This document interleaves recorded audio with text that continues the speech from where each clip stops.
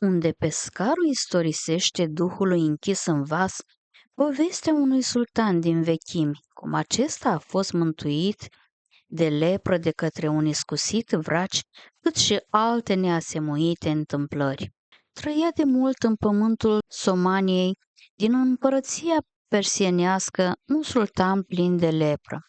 A chemat la patul său vraci vestiți din toate laturile și niciunul nu l-a putut vindeca.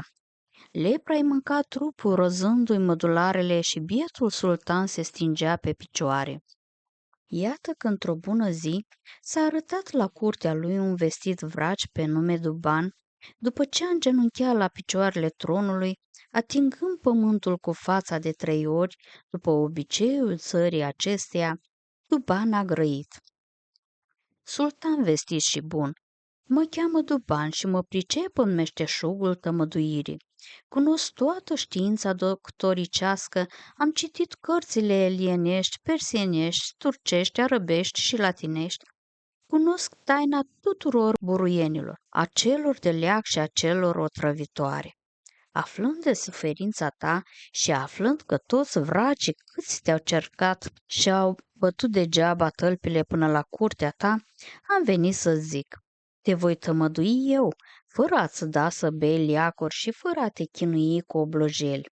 Deci, rogute, lasă-mă să fiu servul tău și să te vindec. Dacă va fi precum spui, i-a răspuns sultanul, te voi îmbogăți până la capătul zilelor tale, pe tine și pe toate rudele ce le ai. Afară de asta, vei fi întâiul ales din pământul meu. Îmi vei sta la dreapta ca un bun și credincios prieten și sfătuitor. Prea bine, Doamne, a grăit Duban.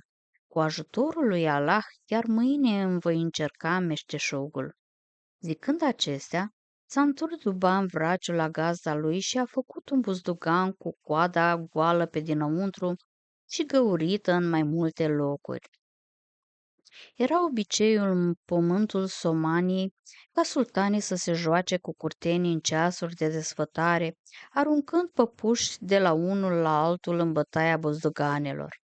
Deci a doua zi dimineață a turnat Duban vraciul în coada buzduganului, zeama buruienei de leac și s-a înfățișat la sultan.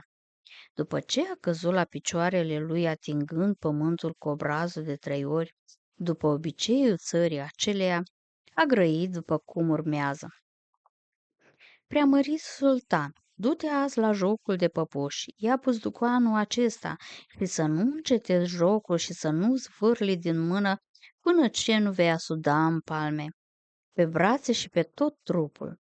După ce vei asuda bine, întoarce-te repede la curtea ta, intră în baie și pune băieșii să te spele și să te frece, vei ieși după aceea la soare cu pielea curată, proaspătă ca pruncul nou născut. Și așa a făcut sultanul. A luat buzduganul, a încălecat și s-a dus la jocul de păpuși.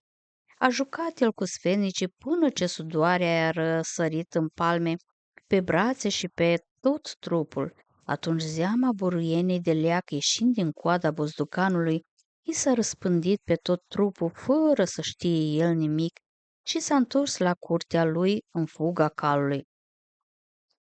A intrat în baie și l-au spălat băieșii și l-au frecat bine, l-au învelit în pânze moi și l-au culcat în pat. După un somn adânc s-a trezit a doua zi dimineață cu trupul curățit de lepră și cu pielea curată și albă ca unui prunc nou născut. De bucurie l-a chemat în grabă pe Duban și răsplata nu s-a mărginit numai la vorbe. L-a îmbrăcat în veșminte bătute în aur și pietre scumpe, a intrat în cămara tronului și l-a luat pe Duban de-a dreapta lui, după cum i-a făgăduit. Îl lăuda fără încetare în fața sfetnicilor, vestiți în grabă despre vindecare. Iată, le-a grăit sultanul arătându-l pe Duban, acesta este fratele și prietenul meu până la capătul zilelor. Nici o masă de ospăț nu voi întinde fără să-l poftesc să stea de-a dreapta. Drept care l-a luat pe Duban în cămarea ospățurilor și a prânzit numai cu dânsul. Dar avea acel sultan un vizir peste măsură de pismaș și nu mai putea de ciudă văzând cum Duban urca în fală și în ranguri. S-a hotărât să îl piardă cu orice chip. Deci s-a înfățișat sultanului în taină și a spus: Măritul meu sultan, ierta să-mi fie că am să spun lucruri neplăcute, dar o fac numai din grijă pentru viața ta. Știi că nu-i bine ca un stăpânitor să se încredințeze unui singur om așa cum face luminăția ta cu Duban. Ce vrei să spui?" l-a întrebat sultanul. Doamne, a grăit mai departe vizirul, prin mijloacele mele am aflat că acest vraci e trimis anume din țara lui ca să te ucidă. Drept care, pentru fericirea supușilor tăi și a lumii întregi, te rog îndepărtează-l și nu te mai încrede în trânsul. Dacă ar avea gând să mă ucidă, i-a răspuns sultanul, o făcea atunci când încă nu eram vindecat.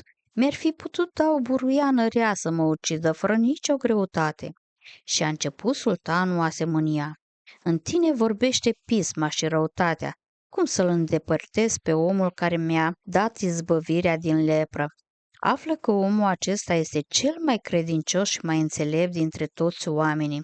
Dacă ar fi avut de gând să-mi ia viața, de ce mi-ar fi dat-o mai întâi? Află deci că sunt hotărât nu numai să nu-l îndepărtez sau să-i fac vreun rău, dar îl voi pune în leafă de câte 1000 de galbeni pe lună și de-ar fi să-mi risipesc toate avuțiile pentru el, încă n-ar fi destul pentru binele ce mi l-a făcut. Dar, a vorbit mai departe sultanul, asta mi-a amintit de sfatul celor 40 de înțelepți către Simbad Shah. Stăpânea de mult în Persida un șah pe nume Simbad și era cel mai vestit în vremea lui în toate împărățiile răsăritului. Era socotit drept cel mai bogat om de pe pământ, puternic la trup și la minte și puternic în temeiul oștilor sale nenumărate. Dacă ar fi fost lacom, ar fi putut supune toate împărățiile pământului. Dar Shah Simbad era un om bun și drept. Trăia în cea mai adâncă pace cu vecinii lui. Erau țări care ar fi voit să-i se supună din voia lor, spre a se bucura de fericirea de a fi cărmuite de el. Avea acest șah un fecior pe nume Nugre, așa de frumos la înfățișare că toți ochii se uitau după dânsul. Bărbații de seama lui îi purtau ciudă pentru asta, iar femeile îl vedeau noaptea în vis. Rar se mai afla pe vremea aceea un tânăr cu atâta știință de carte.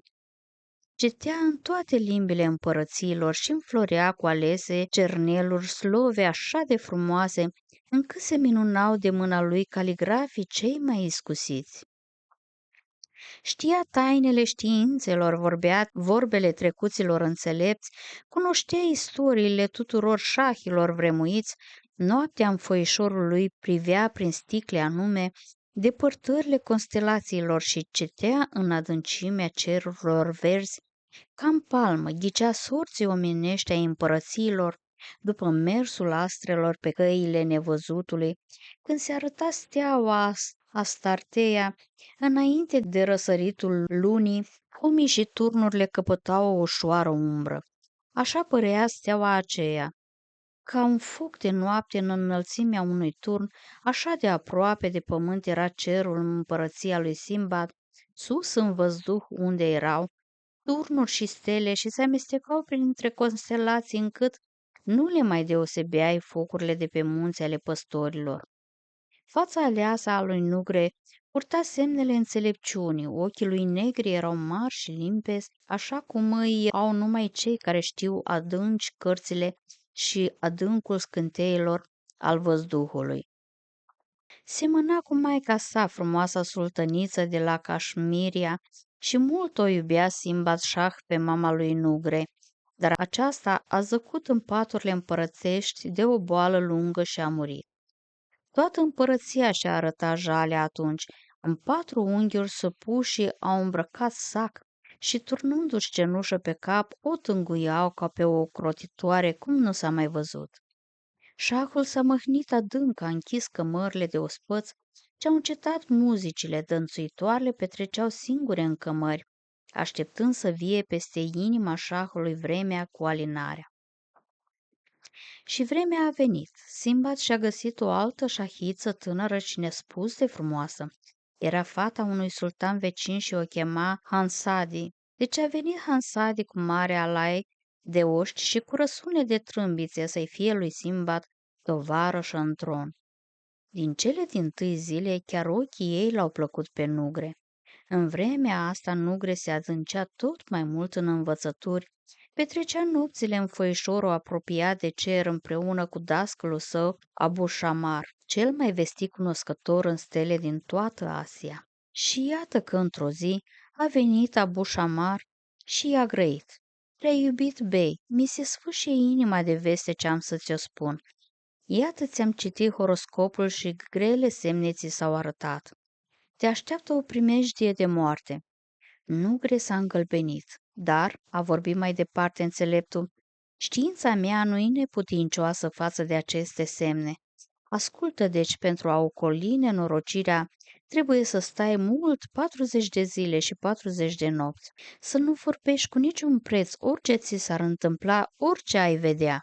Și punând la grumazul beiului cele 99 de nume ce se adaugă numelui lui Allah, Abu Shamar s-a ascuns într-o peșteră pentru a nu fi nevoit să descopere taina șahului. Simbad nu putea petrece mult timp afară să-și desfăteze ochii privindu-și fiul. Deci la câteva zile după ce gura beiului a amuțit și Abu Shamar s-a tras în peșteră și-a chemat fiul la dânsul. L-a întrebat multe lucruri, l-a încercat asupra adâncimii învățăturilor lui, dar Nugre a stat mut, cu fața prinsă în amărăciune, cu ochii în pământ. Ce ai, fiul meu?" s-a speriat șahul. S-a întâmplat vreo nenorocire?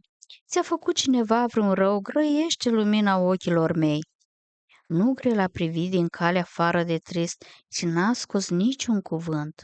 Văzând acestea, șahul a gândit așa: îl voi trimite în cămara mamei sale vitrege, ea cu inima ei femeiască are să-l facă să-i dea glas. Și chemându-l pe slujitorul credincios al lui Nugre, i-a zis: du-l pe fiul meu în încăperile șahiței, o tristețe mare îl ține și ea îi va afla pricina. Astfel a pășit Nugre spre încăperile șahiței, văzându-l venind a strălucit mintea ei într-un gând. Acum ai să-i pot mărturisi cât mi-e de drag. Frumosul și dulcele meu, i-a șoptit ea, care-i pricina tristeții tale? Nu-i așa că dragostea ce-mi păstrez în ascuns te face să suferi? Și eu sufăr de dorul tău de când te-am văzut. Și gândea Hansadi: de va spune șahului, voi zice că m-am purtat așa pentru a-l face să vorbească. Nugre tăcea și numai cu ochii grăia ca să-i dea pace, că e destul de amărât în suflet. Iar ea înțelegea semnele lui așa. Și mie mi-ești dragă, dar nu îndrăznesc să ți-o spun. Cum să vă jocoresc cinstea șahului tatăl meu? Frumosul meu șah, i-a șoptit ea, ești tânăr cu tinerețea însăși. Și eu sunt tânără, iar șahul e în amurgul anilor. Jură-mi, prea frumosule bei, că mă vei lua de nevastă, iar eu te voi așeza în tronul tatălui tău. Chem aici martor pe însuși Mahomet proroc, că îmi voi ține cuvântul. Galben la față, Nugre tremura ascultând-o. Văd că nu ai încredere, i-a spus Hansadi. Deci iată cum voi face. Cunosc leacurile și otrava din buruieni. Voi da tatălui tău o travă în băutură și el va muri, dar nu îndată, căci buruienile otrăvitoare sunt așa. Unele ucid într-o lună, altele ucid mai încet în 2 luni. Otrava cu moartea în 2 luni i-o voi da și el se va topi pe nesimțite. Atunci tu te vei sui în scaunul șahilor. Abia se stăpânea de mânie Nugre și chiar de ei ar fi fost îngăduit să grăiască, n-ar fi găsit cuvintele cele potrivite să-i răspundă pentru fără de legea ei. Taci? L-a întrebat ea. Iată, după moartea tatălui tău, o să mă trimiți înapoi spre țara mea, înconjurată de oști, în ascuns ai să-mi trimiți un pâlc de călărime, să lovească oastea și să mă fure din drum. Ai să mă ții ascunsă într-un târziu, ai să te prefaci a mă cumpăra de la târgul robilor și vom trăi împreună, frumosule bei. Dar Nugre, fără a scoate un cuvânt, strângându-și pumnul, A lovit-o cu atâta putere peste gură, încât a bucșit-o sângele. Atunci toată dragostea ei s-a prefăcut într-o ură grozavă. Aha, ticălosule, a șuierat ea ca șarpele, eu voiam șac să te pun și tu m-ai lovit? N-ai să scapi de mânia mea oriunde ai fugi. Rupându-și veșmintele și zgâriindu-și obrajii, s-a trântit pe divan începând să țipe și să se vaite, încât tot palatul s-a trezit până în adânc.